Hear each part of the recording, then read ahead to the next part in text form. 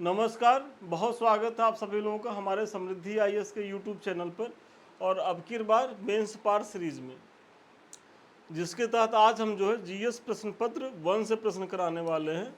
और अच्छा प्रश्न है कि भारत में शिक्षा के संदर्भ में आंग्ल प्राच्य विवाद पर टिप्पणी कीजिए। मतलब आप सभी जान रहे हो कि औपनिवेशिक सरकार के समय में भारत की शिक्षा प्रणाली कैसी हो, शिक्षा पद्धति कैसी हो, किस माध्यम से शिक्षा दी जाए, तो इसको लेकर के विद्वानों में मतभेद रहा है। जहाँ कुछ विद्वान कह रहे थे कि नहीं, जो है इसको भारतीय माध्यम से भारतीय भाषाओं में दिया जाए, तो वहीं कुछ विद्वान अंग्रेजी पक्षधर थे, अंग्रेजी भाषा में और अंग्रेजी विषय वस्तु को ध्यान में रखते हुए बात करते। इसी डिबेट को बताना है और चूंकि 8 अंक का प्रश्न है तो 125 ही शब्दों में लिखना है, तो बहुत ज़्यादा तो आपके पास स्कोप है नहीं। आइए संक्षेप में देखते हैं इसको कैसे लिखना है। तो सबसे पहले एक छोटी सी आप भूमिका दीजिए कि 1757 के बाद ईस्ट इंडिया कंपनी धीरे धीरे अपनी स्थिति को मजबूत कर रही थी। इसी कड़ी में विभिन्न गवर्नर जनरलों एवं ईसाई मिशनरियों द्वारा शिक्षा के विकास के लिए थोड़े बहुत कार्य जो है किए जाते रहे हैं। चूँकि आप जानते होंगे कि 1757 में प्लासी का युद्ध हुआ और प्लासी के युद्ध में जो है अंग्रेज बंगाल में स्थापित हुए और 64 में जब 1764 में बक्सर का युद्ध हुआ तो बंगाल में बहुत मजबूत स्थिति में आ गए और वहाँ का उनको दीवानी मिला। और बंगाल की दीवानी मतलब आप केवल अभी का ममता दीदी वाला वेस्ट बंगाल मत मानिएगा, वो पूरा बांग्लादेश, उड़ीसा, जो बिहार है, तो ये सारा मिला करके था। वर्तमान जो पश्चिम बंगाल है वो तो कितने बड़े भूभाग पर, और ऐसा भूभाग कि जो खूब ज़्यादा उपजाऊ क्षेत्र था। मतलब जहाँ सबसे समृद्ध, अगर देखा जाए मुगलों के समय में जो सबसे समृद्ध सूबा था तो वो बंगाल था, और बंगाल में जो है वो अंग्रेज स्थापित हो गए। और इसीलिए इस पर एक प्रश्न यूपीएससी मतलब आईएएस में पूछा गया प्रश्न है कि भाई अंग्रेज जो है वो भारत विजय की चाबी बंगाल में खोजे। मतलब क्लाइव के लिए कहा जाता है कि वो सफल रहा, जबकि जो वहीं फ्रांसीसी गवर्नर डुप्ले था वो चाबी कहाँ खोज रहा था, पौंडीचेरी मद्रास में, और वो असफल रहा। तो जब सफलता की चीज़ों को देखें क्यों सफल रहा, तो इसलिए सफल रहा। देखिए सफलता में कई कारण थे, लेकिन एक बड़ा कारण था कि बंगाल जो है चूँकि बहुत ज़्यादा उपजाऊ क्षेत्र था, बहुत अच्छा यहाँ से राजस्व की संभावनाएं थी और अंतर्राष्ट्रीय राष्ट्रीय व्यापार में बड़ी हिस्सेदारी थी बंगाल की। तो वही चीज़ें आप बता रहे हैं। तो ऐसी स्थिति में चूँकि जब अंग्रेज स्थापित हुए तो धीरे धीरे यहाँ की शासन व्यवस्था उनके हाथों में गई, तो उनको ज़रूरत पड़ी कि भाई कुछ भारतीयों को एजुकेटेड किया जाए। अब आपके मन में आ रहा होगा कि सर अंग्रेज़ तो बहुत अच्छे थे। नहीं, अंग्रेज़ों की ऐसी मंशा नहीं थी कि यहाँ के लोगों को डायरेक्ट कलेक्टर बना दिया जाए, और वो बनने भी नहीं देना चाह रहे थे। बस वो ये चाह रहे थे कि कुछ ऐसे लोग तैयार हों कि जो थोड़ा सा हमारी भाषा को समझे और हमारे अनुसार काम कर सके। मतलब हमारी संस्कृति को, चूँकि भाषा जो है वो एक ऐसी सांस्कृतिक पहचान होती है। भाई किसी भी देश समाज की अगर भाषा को आप कैप्चर कर लीजिए और अपनी भाषा वहाँ कर लीजिए, तो आप बहुत ज़्यादा अपनी संस्कृति का प्रचार प्रसार वहाँ कर सकते हैं। और आज यही कारण है कि जो हमारी अपनी भाषाएं पिछड़ती चली गई और अंग्रेज़ी जो है वो बढ़ती जा रही है। तो चलिए, ये तो थोड़ा विषयोत्तर हो रहे हैं, तो थोड़ा सा बैकग्राउंड आपको समझाने का प्रयास किया कि देखिए इस बैकग्राउंड के बाद चूँकि अब अंग्रेज आए तो वो शिक्षा दे रहे थे, या ईसाई मिशनरियाँ यहाँ जो है थोड़ा बहुत शिक्षा के तहत प्रयास कर रही थी, तो वो कोई सदिच्छा नहीं था, बशर्ते वो अपने हितों के लिए कर रही थी। लेकिन अब प्रश्न ये था कि भाई अपने हितों की पूर्ति कैसे हो। तो एक बड़ा वर्ग तो यही चाह रहा था कि भाई उसमें माध्यम जो है अंग्रेजी को बनाया जाए, और अंग्रेजी साहित्य की चीज़ें जो है, अंग्रेजी लिटरेचर की चीज़ें हैं, इंग्लिश लिटरेचर की, उसी को आगे प्रमोट किया जाए। और कुछ लोग हैं जो राष्ट्रवादी थे, वो अपने प्राच्य शिक्षा मतलब जो हमारी अपनी चीज़ें हैं उसको प्रमोट करने की बात हो रही थी। तो उसी में बताइए कि 1813 ईस्वी के कंपनी के चार्टर द्वारा पहली बार शिक्षा के लिए प्रतिवर्ष 1 लाख रुपए व्यय निर्धारित किया गया, किंतु भाषाई विवाद के चलते यह रकम जो है व्यय ही नहीं हो सकी। मतलब सोचिए, प्लासी में कब स्थापित होते हैं, 1757, और 1813 मतलब 1757 से करीब 60 साल तक जो है ये कुछ भी नहीं करते हैं शिक्षा को लेकर के। 1813 में पहली बार शिक्षा पर पूरे इतने बड़े भारत में 1 लाख रुपया व्यय करने का प्रावधान किया गया, लेकिन भाषाई विवाद के चलते, यही पाश्चात्य और प्राच्य की चलते जो है वो ये जो 1 लाख की धनराशि वो भी खर्चा नहीं की जा सकी। और ये आपके प्रीलिम्स का बहुत महत्वपूर्ण फैक्ट है और ये प्रीलिम्स में कई बार पूछा गया है, तो आप लोग इसको जो है ध्यान दीजिएगा। फिर अगर थोड़ा सा विवाद को देख लिया जाए तो आंग्ल प्राच्य विवाद क्या है, तो इसमें अगर जो पहला पक्ष है तो ये क्या है, पाश्चात्य शिक्षा का समर्थन, मतलब विद्वानों का एक ऐसा वर्ग है जो पाश्चात्य शिक्षा का समर्थन कर रहा है। मतलब ये कहते हैं कि जो माध्यम हो वो अंग्रेजी हो और विषय वस्तु क्या है कि विषय वस्तु भी जो है वो यूरोपीय हो, मतलब भारतीय दर्शन कला ये सब की जानकारी ना दी जाए। क्यों ना दी जाए, क्योंकि भारत जो है वो तो साफ सपेरों का देश था, पिछड़ा देश था, असभ्य लोग थे। हम तो इनको जो है सभ्य बनाने आए हैं। व्हाइट्स मैन बर्डन थ्योरी के माध्यम से ये कहते हैं कि भाई ये तो हमारी जिम्मेदारी है कि ये सब असभ्य लोग हैं, बर्बर है, जंगली हैं, सपेरों का देश है, तो इनको सभ्य बनाना है। तो ये एक पक्ष का मानना था। इनका उद्देश्य था कि अंग्रेजी सभ्यता एवं संस्कृत का इससे जो है वो प्रसार होगा। और ये उपयोगितावादी धारा के तहत ये कह रहे हैं कि भाई हम तो जो है आपको मॉडर्न एजुकेशन दे रहे हैं, लेकिन इनका मंतव्य कुछ और था। और वो मंतव्य वही था कि हम एक सस्ता क्लर्क, जो मैकाले का था कि भाई इनके माध्यम से जो है हम एक सस्ता क्लर्क बनाएंगे। और इनके जो चरित्र को जो राष्ट्रवादी लोग हैं वो समझ रहे थे, इसलिए इसका विरोध कर रहे थे। और इनका कहना था जो राष्ट्रवादी पक्ष के लोग थे कि नहीं, चूँकि हमारा देश है तो हमारी मातृभाषा में शिक्षा दी जाए। तो मतलब प्राच्य शिक्षा का समर्थन, माध्यम क्या हो, भारतीय भाषाएं हो, कोई भी जो वर्तमान में है, तमिल, तेलुगु, कन्नड़, उड़िया, बंगला, हिंदी, इस भाषा में हो। और विषय वस्तु क्या हो, भारतीय हो, मतलब भारतीय कला, चित्रकला, दर्शन, साहित्य, मतलब भारत की चीज़ों को पढ़ाई जाए। उद्देश्य जागरूक भारत का जो है वो निर्माण करना।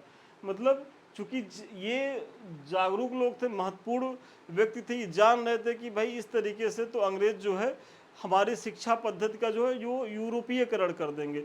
और अगर हमारी शिक्षा पद्धति जो है जो यूरोपीय हो जाएगी तो जो हमारी अपनी अस्मिता है, जो हमारा अपना अतीत है, वो धूमिल हो जाएगा, वो खंडित हो जाएगा।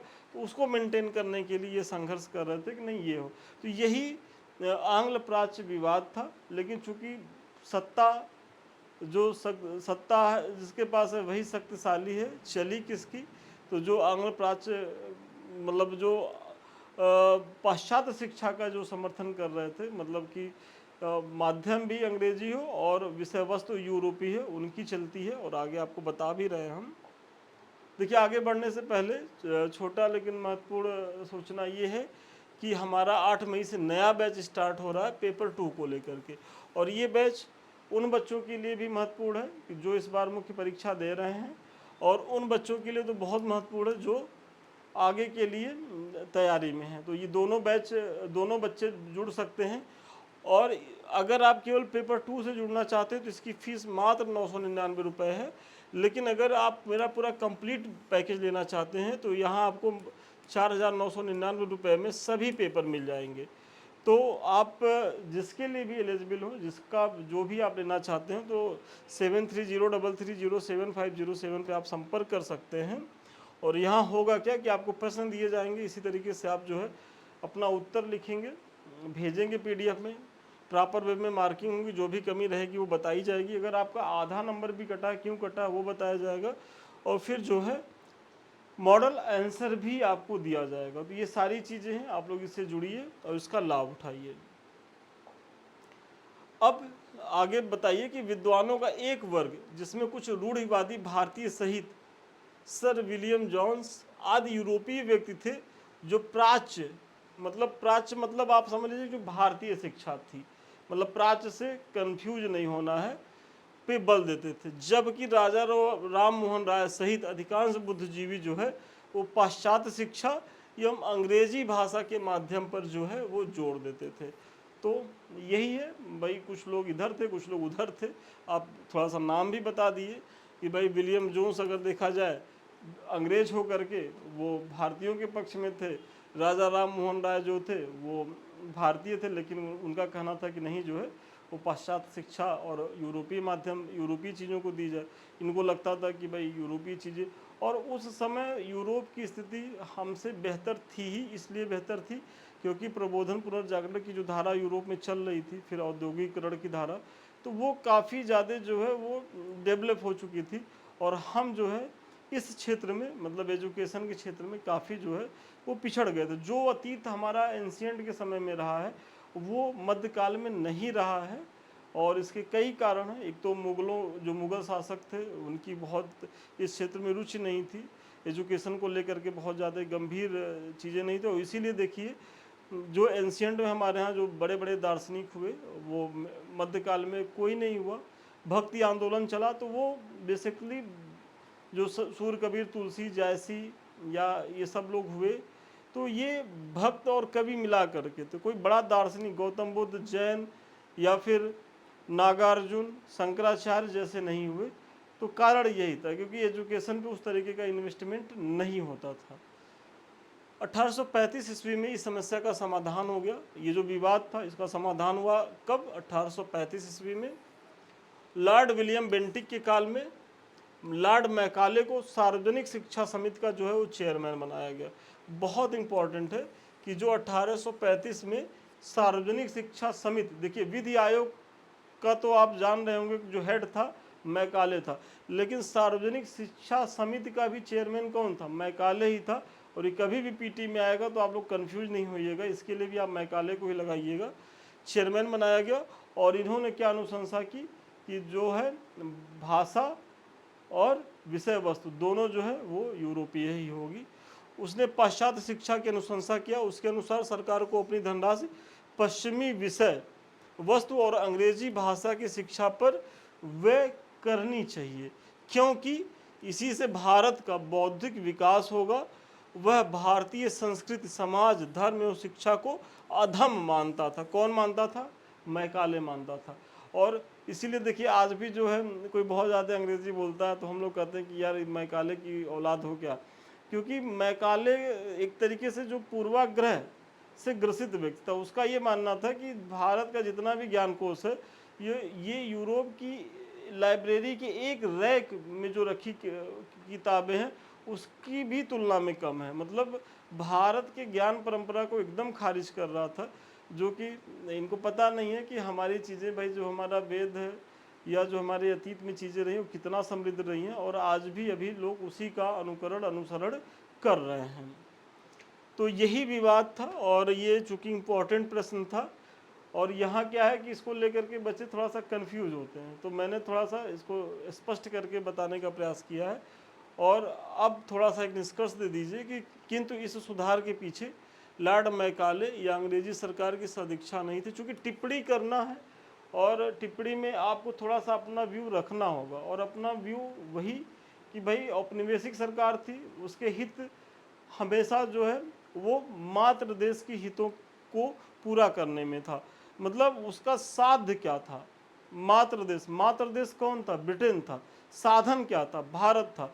और इसीलिए आप देखेंगे कि 1857 में जब प्लासी में स्थापित होते हैं, पहले ये यहाँ व्यापार करने के लिए जो बुलियन एक करेंसी होती थी वो यूरोप से लाते थे, लेकिन 57 के बाद से यहीं के धन से यहीं के व्यापार से जो लाभ हो रहा था वो यहाँ ना इन्वेस्ट करके जो है वो यूरोप ले जा रहे थे। और इसीलिए विद्वानों के द्वारा कहा जाता है कि देखिए जो मुगल थे वो हम लोगों के लिए उस तरीके से बहुत ज़्यादा थ्रेट नहीं, समस्या पैदा नहीं किए, बहुत ज़्यादा क्षति नहीं पहुंचाए, क्योंकि वो यहीं आकर के बस गए।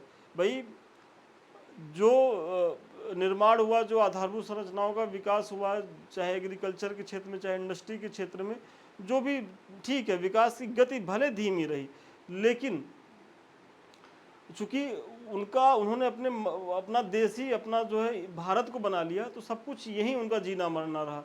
मतलब यहाँ से धन का पलायन नहीं हुआ, तो ये हमारे लिए उतना नुकसानदायक नहीं रहे जितना कि अंग्रेज, मतलब जो हमारी सोने की चिड़िया थी, वाकई में अगर लूटने का काम किए हैं तो अगर मुगल काल में देखा जाए तो अहमद शाह अब्दाली नादिर शाह, चूँकि लुटेरे थे, उधर सल्तनत काल में गजनई था, मोहम्मद गोरी था, लेकिन उन सबों से कहीं ज़्यादा जो नुकसान हुआ अंग्रेज़ों के द्वारा हुआ, क्योंकि ये 200 वर्षों तक लगातार बने रहे और बहुत अमानवीय तरीके से इन्होंने जो है वो लूटपाट किया। तो इनकी कोई सदिच्छा नहीं थी कि जो है भारतीयों को बहुत ज़्यादा शिक्षित कर दिया जाए, क्योंकि यदि भारतीय बहुत ज़्यादा शिक्षित हो जाएंगे तो हमारे जो औपनिवेशिक सरकार है, जो औपनिवेशिक सत्ता है, उसको जो है चुनौती प्रस्तुत करेंगे। तो वो प्रयास उनका था कि मतलब एक ऐसा वर्ग बनाया जाए जो रूप रंग से तो भले भारतीय हों, लेकिन वो हमारी भाषा बोले, हमारी संस्कृति को फॉलो करे और हमारे लिए एक सस्ते कलर का काम करे। तो यही आपके निष्कर्ष का पार्ट होना चाहिए। तो चलिए, आज के प्रश्न का उत्तर यहीं तक था, और चूंकि अच्छा प्रश्न था, मुझे बहुत संभावना है कि इस टॉपिक को लेकर के आपकी क्लियरिटी अच्छी हुई होगी। ये कुछ लिंक्स हैं, इसको तो ज़रूर ज्वाइन करें, समृद्धि IAS का टेलीग्राम, क्योंकि यहाँ आप हमसे 24 घंटा जुड़े रह सकते हैं और हमारे संस्थान के द्वारा कोई भी सूचना सबसे पहले टेलीग्राम पे ही दी जाती है। तो आप लोग इसका तो ज़रूर इसको सब्सक्राइब करें, मतलब जुड़ने का जो भी तरीका है आप लोग जुड़े। और ये हमारे यूट्यूब चैनल है, संदीप मिश्रा ऑफिशियल और समृद्धि IAS, जिससे अभी हम आप रूबरू हो रहे हैं। ये दोनों चैनल आप ही के हैं और इसे आप ही को आगे बढ़ाना है। तो इसे लाइक करिए, सब्सक्राइब करिए, शेयर करिए, और हमारे किसी बैच से जुड़ने के लिए, हमसे बात करने के लिए 7303307507 पे आप जो है संपर्क भी कर सकते हैं। तो चलिए, आज के लिए इतना ही। पुनः मिलते हैं नए वीडियो में नए क्लास के साथ। तब तक के लिए धन्यवाद, शुभकामनाएं आपको।